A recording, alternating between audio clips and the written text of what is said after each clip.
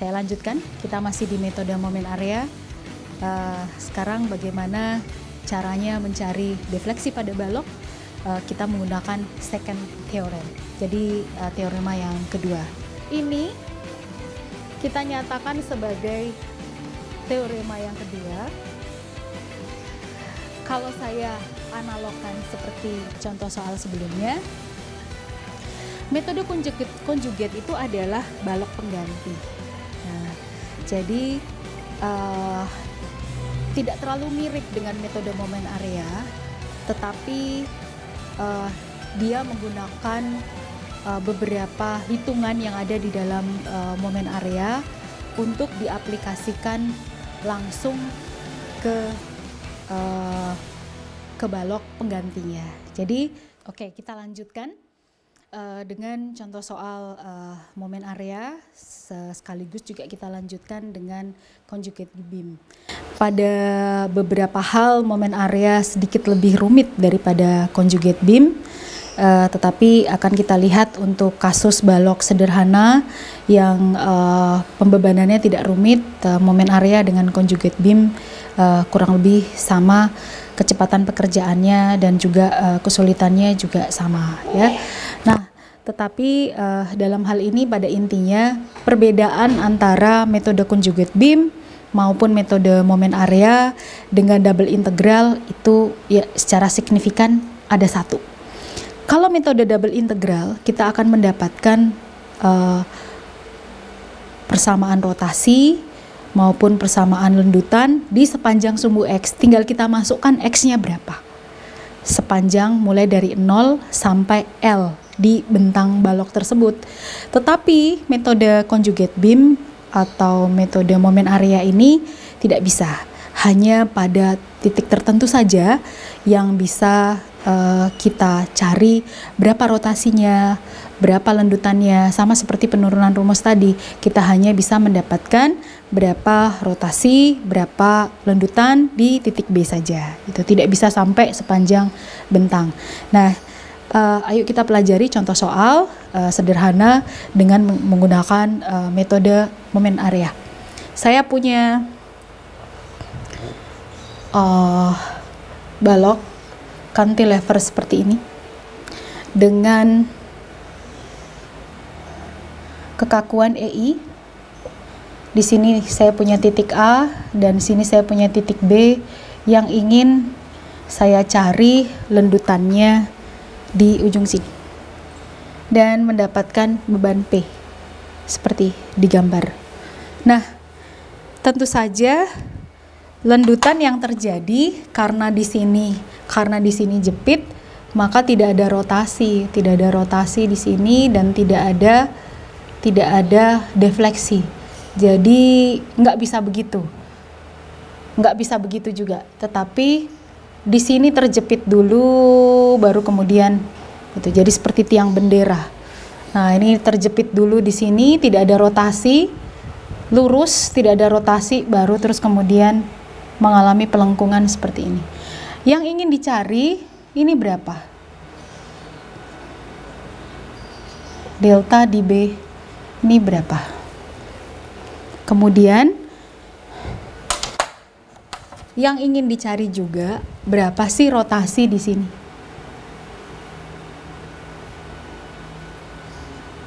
Rotasi di B. Ini. Berapa rotasi di B? Oke. Dengan menggunakan momen area, A adalah reference dan B adalah titik yang ingin dicari berapa rotasi maupun defleksinya. Mau tidak mau kita harus mengerjakan diagramnya, ya, diagram momennya. Nah, jadi ini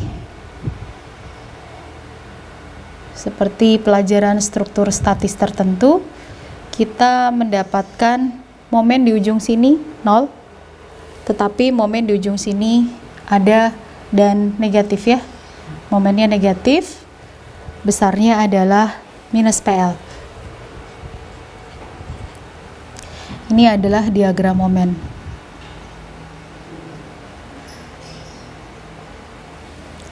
Nah, tetapi lihat di sini kita punya EI. Nah, sesuai dengan teorema pertama dan kedua momen area, maka PL harus dibagi dengan EI. Maka saya dapatkan tuh, PL per EI. Ya. Perhatikan di sini momen sifatnya bisa jadi positif dan negatif.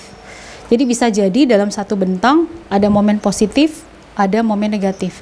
Sehingga positif dan negatif itu harus kita masukkan. Harus kita masukkan karena bisa jadi momennya bahkan bisa saling mengurangi ya.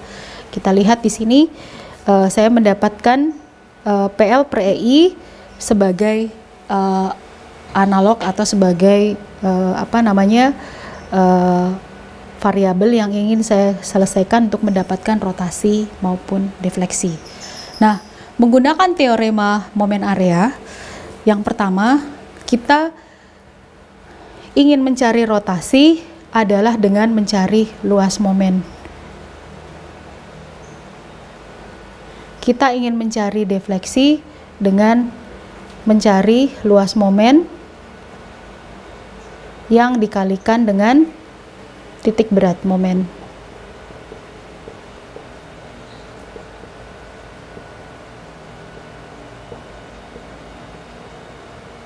Nah, kebetulan yang dicari di titik B. Tuh, misalnya, kebetulan yang diinginkan adalah yang di titik B. Ya, jadi seluruhnya bisa dipakai. Ya, jadi seluruhnya ini bisa digunakan. Ya. Sehingga kita lihat di sini luas momennya adalah luas segitiga. Luas momennya adalah luas segitiga ini. Berapa luas segitiga ini? Apabila ini adalah L dan tingginya adalah minus PL per EI.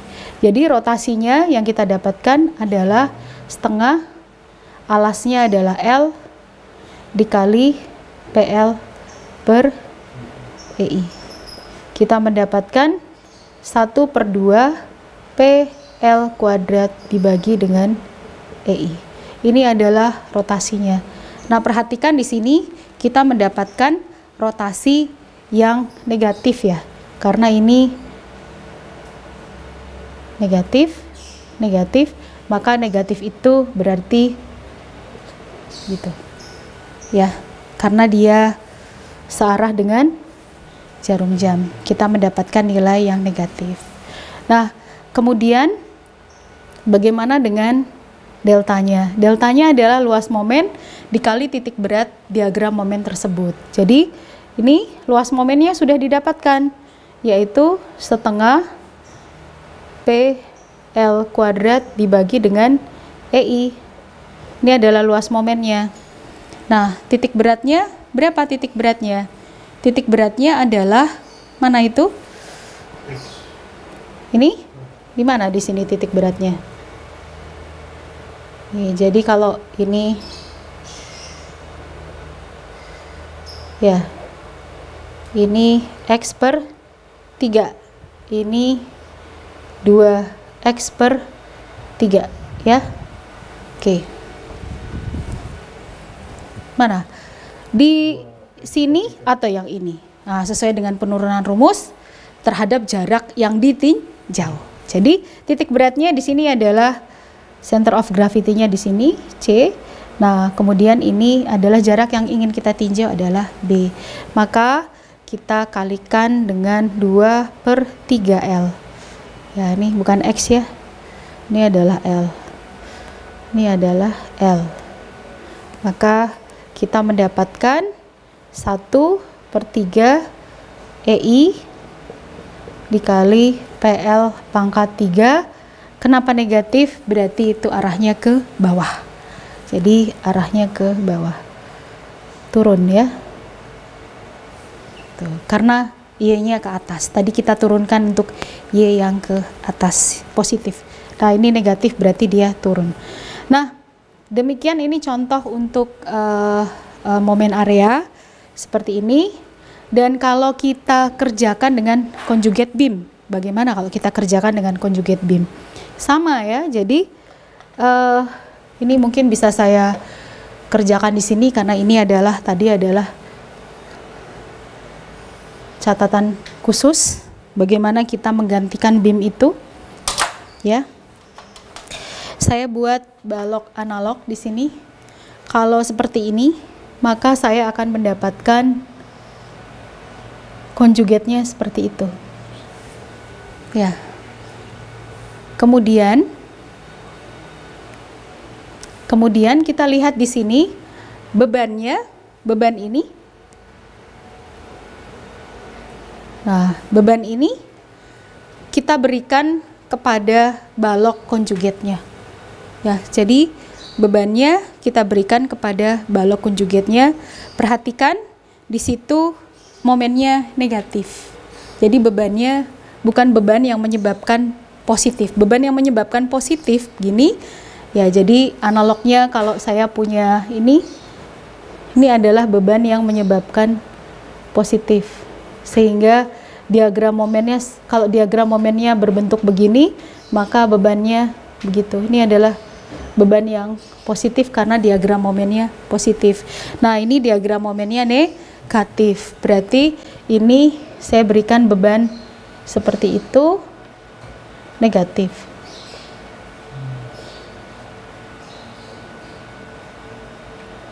Dan ini besarnya adalah PL dibagi EI. Nah, begitu. Titik beratnya ini berapa? Sini titik beratnya sama ya. Di sini L per 3. Di sini adalah 2L per 3. Seperti ini. Nah, conjugate beam mengatakan apa? Nah, kalau di real beamnya seperti ini, ya. Di sini kita mendapatkan data bahwa lendutannya sama dengan 0. Kalau tadi diagram yang saya sampaikan sebelumnya menggunakan V, ya. Dan putaran sudutnya di sini sama dengan 0. Nah, tetapi di sini sebaliknya delta di sini nggak sama dengan 0 karena dia melendut. Dan putaran sudut di sini justru yang mau kita cari. Ini real beam. Nah, conjugate beam seperti ini. Ya. Nah, tadi seperti yang sudah disampaikan sebelumnya, di diagram yang sudah saya sampaikan sebelumnya, pada conjugate beam kita lihat di sini, ya. Jadi ini setara dengan, oke. Jadi untuk yang ini, untuk yang delta setara dengan momennya di sini 0. Kalau di ujung sini kan momennya 0. Tapi gesernya di sini S atau D, ya. Gesernya di sini juga 0 di ujung situ, ya. Gesernya 0. Kemudian, tetapi di sini momennya kan tidak sama dengan 0 dan gesernya juga tidak sama dengan 0. Sehingga analognya seperti ini. Ini adalah conjugate beam. Nah, kita terapkan untuk yang ini, ya. Oke. Nah, kita lihat di sini, apabila diberikan beban seperti ini, ini adalah titik A dan titik B, maka kita harus bisa mencari berapakah momen di sini, berapakah geser di sini, karena momennya di sini analog dengan delta. Yang ingin kita cari adalah delta di B. Dan geser di B itu analog dengan theta di B, gitu maksudnya. Nah, dari sini kita mendapatkan berapakah geser di titik B. Geser di titik B dengan pembebanan seperti itu, yang segitiga seperti itu, ya. Kita akan mendapatkan geser di B atau reaksi di B. Geser di B kan reaksi di B, ya. Reaksi di B adalah, kalau ini adalah PL per EI dan ini adalah L, maka geser di B adalah luas dari beban itu. Jadi RB sama dengan PL dibagi EI dikali L bagi 2 ya, luas segitiga. Maka saya mendapatkan PL kuadrat per 2 EI.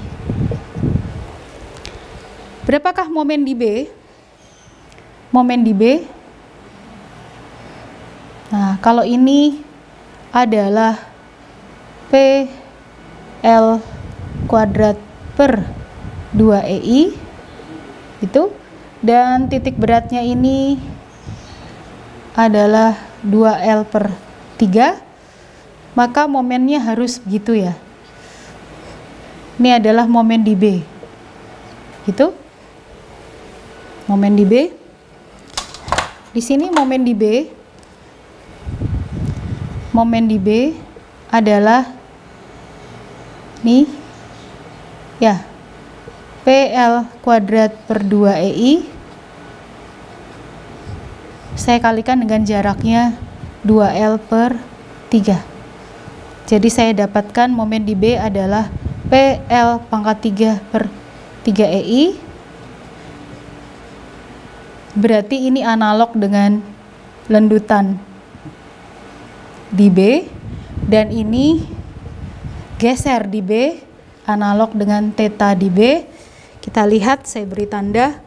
Dengan menggunakan metode momen area, saya mendapatkan ini. Dengan menggunakan metode conjugate beam, saya mendapatkan ini. Ya, momen area ini. Dan conjugate beamnya adalah ini. Oke. Nah, jadi kedua metode memberikan hasil yang sama dan logika berpikir yang sederhana sebetulnya dan sama. Ya, jadi ini adalah contoh perbandingan antara metode conjugate beam dengan metode momen area. Saya masih ada beberapa diagram yang harus ditunjukkan karena kadang-kadang beban momen ya, gaya dalam itu tidak mudah untuk dihafalkan ya, tidak mudah untuk diturunkan, tidak mudah untuk diintegralkan untuk mencari luas. Iya, kalau bentuknya segitiga seperti ini gampang, tinggal setengah alas kali tinggi.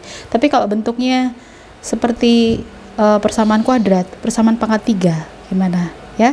Nah, kita lihat di contoh soal, kalau di dalam itu ada di halaman 6 ya. Nah, saya punya contoh soal di sini di halaman 6. Nah, itu baik. Nah, seperti ini soalnya.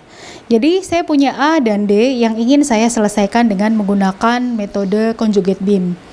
Nah, di sini saya mempunyai beban terpusat ada 2, di titik B dan di titik C.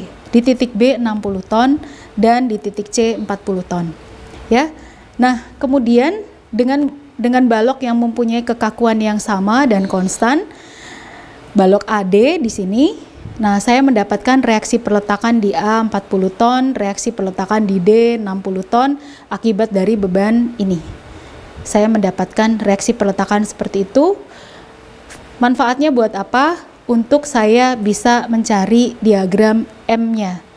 Nah, ini jadi diagram M-nya seperti ini. Ini bisa mungkin agak turun ke bawah. Nah, atas sedikit lagi. Oke. Nah, sehingga diagram momennya seperti ini. Diagram momennya seperti ini. Saya mendapatkan 800 dibagi EI dan 600 dibagi EI. Kemudian diagram momen ini saya balik. Saya jadikan beban untuk balok AD saya balik, saya jadikan beban, sehingga ini saya mempunyai beberapa trapesium ya. Jadi di sini saya lihat di sini, oh iya ini segitiga. Ini segitiga bentuknya. Terus ini trapesium. Tapi saya bagi aja, ini jadi segi 4 dan ini yang di atasnya adalah segitiga. Dan di sini saya punya segitiga. Jadi total saya punya berapa area? 1, 2, 3, 4 area yang masing-masing area pertama ini ya, area pertama ini luasnya 8.000 karena ini setengah alas kali tinggi. setengah alas di sini 10 dikali 800, saya mendapatkan 8.000. Nah, terus kemudian yang segitiga ini karena tingginya di sini 600, tingginya di sini 800, saya punya selisih di sini ada 200. 200 kali setengah dari 10. Ya, 200 dikali setengah dari 10 adalah 5 meter. Jadi 200 dikali 5 meter, di sini saya dapatkan 1000. Perhatikan bahwa di sini titik beratnya terhadap A adalah 40/3. Nih. Karena ini 2 dikali 20 dibagi 3. Ini titik beratnya di sini. Nah, titik beratnya di sini adalah jarak 20 ditambah dengan sepertiganya segitiga ini. Nah, sepertiganya itu adalah 10/3. 10/3 ditambah 20. Jadi dapatnya 70/3. Nah, segi 4 ini gampang. Di segi 4 ini tinggal 600 ini dikalikan dengan 10. Maka saya dapat 6.000. 6.000 dengan titik berat di sini berapa nih? 20 ditambah dengan 5. Jadi 25. 20 ditambah dengan ini titik beratnya di sini di 5, jadi 25. Dan segitiga yang terakhir di sini saya dapatkan dari separuhnya 10, setengah alas kali tinggi, jadi setengah dikali 10, 5 ditambah dikali 5 dikali 600, saya dapat 3.000. Perhatikan di sini titik beratnya saya ambil terhadap titik D, di sini adalah 20/3 karena di sini titik beratnya adalah 2L/3 terhadap titik D ya. Jadi terhadap titik D adalah 10 kali 2/3, jadi 20/3.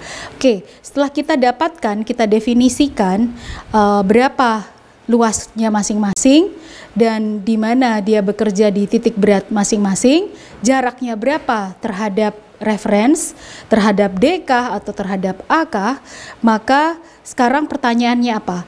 Apa yang ingin kita cari? Misalnya kita cari adalah lendutan di B, misalnya lendutan di B atau rotasi di B. Nah, kita rotasi di D. Nah, rotasi di D ini naik ke atas sedikit. Oke, kita lihat rotasi di D kalau dengan menggunakan conjugate beam, rotasi di D ini merupakan gaya geser atau reaksi perletakan apabila bebannya bukan yang ini, tetapi bebannya yang ini tadi, momen tadi ini. Nah, jadi berapakah RD? Nah, berapakah RD? RD itu akan menjadi rotasi di real beamnya yang kita cari. Nah, jadi naik lagi sedikit ke atas, saya jelaskan. Maka kalau dengan menggunakan sigma momen di A sama dengan 0, kita mendapatkan RD adalah, karena ini bebannya adalah per EI ya, ini bebannya per EI, kita dapatkan persamaan seperti ini. Jadi terhadap sigma momen di A, maka RD kita dapatkan. Kalau sigma momen di D, RA kita dapatkan. Tapi di sini kita contohkan ya untuk yang RA. Ya, kita lihat yang RA. Nah, kita lihat di sini sigma momen di D sama dengan 0. Sigma momen di D sama dengan 0, maka RA ini ya, RA dibagi dengan semuanya ini adalah dibagi dengan L ya, ini 1/L kali 1/EI ya, karena di sini semuanya pakai EI ya, gitu. Jadi 8.000 ya, ditambah 1.000, ini 8.000, ditambah 1.000, ditambah 6.000, ditambah 3.000, atau ini bisa kita kerjakan ini dengan dikurangi dengan RD. Tadi RD sudah didapatkan, RD 9.500 gitu. Jadi RA merupakan selisih dari semua beban ini dikurangi dengan RD. Nah, tadi RD ini kita dapatkan dengan sigma momen di A sama dengan 0, RD dikali dengan total ini adalah 40. Jadi RD dikali ini, RD dikali 40 ya, sama dengan 8.000 dikali jaraknya 40/3, 1.000 dikali 70/3, ditambah 6.000 dikali 25, ditambah 3.000 dikali jaraknya ini 40 dikurangi 20/3, sehingga kita dapatkan RD tadi 9.500. Maka otomatis RD itu otomatis berubah menjadi, di real beamnya berubah menjadi rotasi. Nah, lendutan di mana yang diminta? Misalnya yang diminta adalah lendutan di B. lendutan di B ya, misalnya kita lihat yang diminta adalah lendutan di B, maka kita harus cari persamaan momennya. Kita lihat itu ke bawah sedikit ya, momen di B langsung dipotong ini. Kan males tuh ngambil dari sisi sebelah kanan karena kan ribet ya sisi sebelah kanan. Kalau kita ingin mencari berapakah momen di B, berapa gaya dalam konjugat ini, berapakah gaya dalam di B ini, kan males lihat sisi sebelah kanan, maunya lihat sisi sebelah kiri aja. Jadi momen di B ini, momen di B kita potong aja sisi sebelah kiri, kita lihat, kita potong. Momen di B adalah RA dikali jaraknya di sini adalah 25 dikurangi 8.000 ini ke sini, jaraknya di sini adalah dari ini sepertiganya. Jadi di sini adalah berapa? 20/3 ya, ini tadi ya. Nah ini, jadi kita lihat momen di B adalah RA dikali 20, RA dikali 20 dikurangi ini. Saya lihat potongan kiri, 8.000 dikali 20/3. 20/3 dari mana? Ini jarak ini adalah 20/3. Jadi saya mendapatkan nih 1/EI ya. Nih. Jadi RA dikurangi 8.000 dibagi EI dikali 20 bagi 3, total saya mendapatkan angka ini ya. Ya otomatis momen ini adalah lendutan di real beamnya, Bagaimana dengan MC? Yang mau ditanya adalah MC, males banget ya lihat sebelah kiri. Ayo kita lihat yang sebelah kanan aja karena lebih simple. Potongan kiri dengan potongan kanan kan sebetulnya sama aja. Jadi kita ambil yang potongan kanan. Nah, bagaimanakah momen di C? Momen di C adalah RD dikali ini jaraknya ya. RD dikali 10, ini jaraknya di sini 10, RD dikali 10 dikurangi 3.000 dikali jaraknya adalah 10/3. Ini 10 bagi 3, ini jaraknya 1/3. Jadi RD dikali 10 dikurangi 3.000 dikali 10/3. Nih. Ya RD tadi sudah kita temukan 9.500 dikali 10 dikurangi 3.000 dikali 10/3. 3.000 ini kali 10/3 jaraknya ini. Nah kemudian ini totalnya adalah MC, besarnya adalah ini, otomatis menjadi lendutan atau delta di C. Jadi seperti itu kira-kira contoh penggunaan metode conjugate beam. Saya tambahkan sedikit.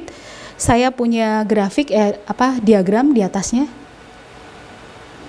Nah, ini bisa dilihat di semua buku mekanika bahan, atas lagi. Terus nah, ini bisa dilihat di buku mekanika bahan. Kan daripada kita mengintegralkan, ini sudah diketahui luasnya gimana. Kalau bentuknya seperti ini, luasnya adalah ini dan titik beratnya di sini.